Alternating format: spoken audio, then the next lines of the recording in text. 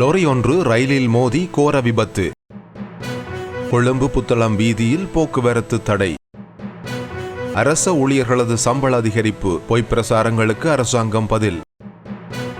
ராஜபக்சர்களின் திட்டங்களுக்கு முற்றுப்புள்ளி வைத்த மைத்ரி.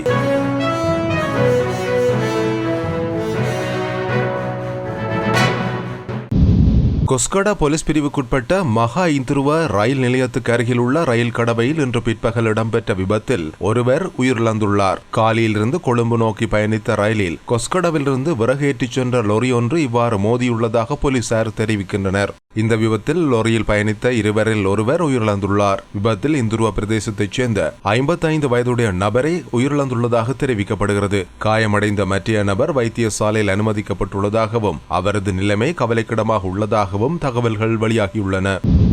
கொழும்பு புத்தளம் வீதியில் மகவேவ நகருக்கு அருகில் வெள்ளம் சூழ்ந்துள்ளதால் போக்குவரத்து தடை ஏற்பட்டுள்ளதாக புத்தளம் மாவட்ட அனர்த்த முகாமைத்துவ பிரிவு இன்று தெரிவித்துள்ளது. மகாவேவ தனிவெல்ல தேவாலயத்திலிருந்து மகாவேவ நகரம் வரையிலான பகுதிகளில் நீர் நிரம்பி காணப்படுகிறது. சில பகுதிகளில் 3 அடிக்கு மேல் நீர் தங்கியிருப்பதால் போக்குவரத்து பாதிக்கப்பட்டுள்ளதாக தெரிவிக்கப்படுகிறது. குளியாப்பிட்டிய பிரதேசத்தில் தொடர்ந்து பெய்து வரும் கடும் மழை காரணமாக மகாவேவ, லுனுவோயா மற்றும் ஹாமில்டன் கால்வாய் ஆகியவற்றில் நீர் நிரம்பி வழிவதால் இந்த நிலை ஏற்பட்டுள்ளதாக தெரிவிக்கப்பட்டுள்ளது. வெள்ளம் சூழ்ந்த பகுதிகளில் பயணங்களை மேற்கொள்வது மிகவும் ஆபத்தானதென மாதம்பே மற்றும் மாரவில போலீசார் தெரிவித்துள்ளனர். எனவே பொதுமக்கள் அத்தியாவசியமற்ற பயணங்களை மேற்கொள்வதை தவிர்க்குமாறு புத்தளம் மாவட்ட அனர்த்த முகாமைத்துவ பிரிவு எச்சரித்துள்ளது.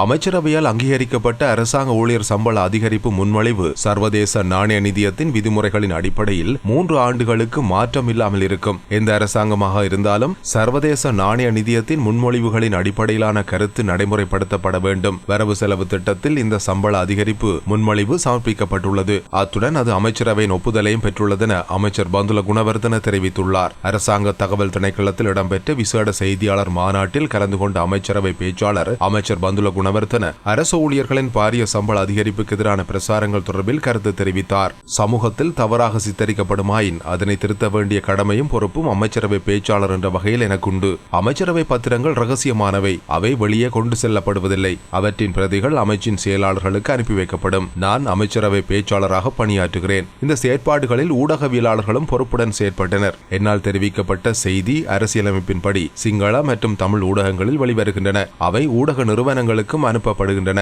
அவை கலாநிதி பந்துல குணவர்தனவின் அறிக்கைகள் அல்ல. அமைச்சரவையில் எடுக்கப்பட்ட முடிவுகளையே நான் அறிவிப்பேன். நீண்ட காலமாக அடிப்படை சம்பளம் மாற்றியமைக்கப்படாமையால் அடிப்படை சம்பளம் அதிகரிக்கப்பட்டு 25,000 ரூபாய் வாழ்க்கை செலவு கொடுப்பனவாக 3 வருடங்களுக்கு தொடர்ச்சியாக வழங்கப்பட யோசனை முன்வைக்கப்பட்டது.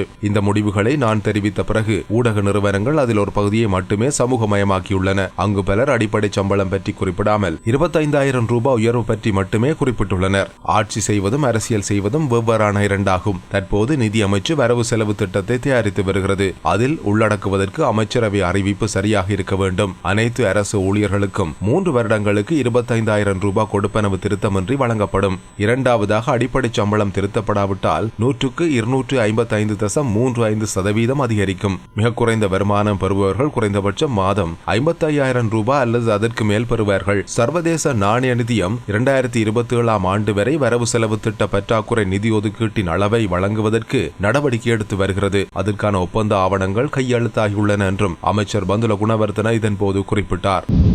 தெற்காசியாவின் விமான மற்றும் கடற்படை விவகாரங்களின் மையமாக அம்பாந்தோட்டை மகுடம் சூடுவதற்கான முயற்சிகளுக்கு புத்துயிர் அளிப்பதாக ஸ்ரீலங்கா பொதுஜன பெரமுன ஜனாதிபதி வேட்பாளர் நாமல் ராஜபக்ச தெரிவித்துள்ளார். துரதிர்ஷ்டவசமாக இது தொடர்பிலான நடவடிக்கைகளுக்கு நல்லாட்சி அரசாங்கம் முற்றுப்புள்ளி வைத்ததெனவும் அவர் சுட்டிக்காட்டியுள்ளார். திஸ்ஸமகராம ரஜமகா விகாரையில் வைத்து ஊடகங்களுக்கு கருத்து தெரிவிக்கும் போதே அவர் இதனை குறிப்பிட்டுள்ளார். தொடர்ந்து அங்கு உரையாற்றிய அவர் அம்பாந்தோட்டை விமான மற்றும் கடற்படை மையமாக மாற்றுவதற்கான நடவடிக்கைகளை நாங்கள் நடைமுறைப்படுத்தினோம். செப்டம்பர் 22ஆம் தேதிக்கு பிறகு அம்பாந்தோட்டை தெற்காசியாவின் விமான போக்குவரத்து மற்றும் கடற்படை விவகாரங்களின் மையமாக மீண்டும் ஒரு முறை மாற்றப்படும். இது 1 மில்லியன் நேரடி வேலை வாய்ப்புகளை உருவாக்குகிறது. அரசியல்வாதிகளின் தீர்மானத்தை விட பொதுமக்களின் அரசியல் தீர்மானங்களே முக்கியமாகும். எனது தொடர்புகள் மக்களுடன் மட்டுமே. பதவிகள் மற்றும் சலுகைகளுக்காக உயர்மட்ட அதிகாரிகள் தங்கள் விசுவாசத்தை மாற்றிக்கொண்டாலும் அடிமட்டத்தில் உள்ள விசுவாசிகள் கட்சியோடு இருக்கின்றனர் என்றும் அவர் குறிப்பிட்டார்.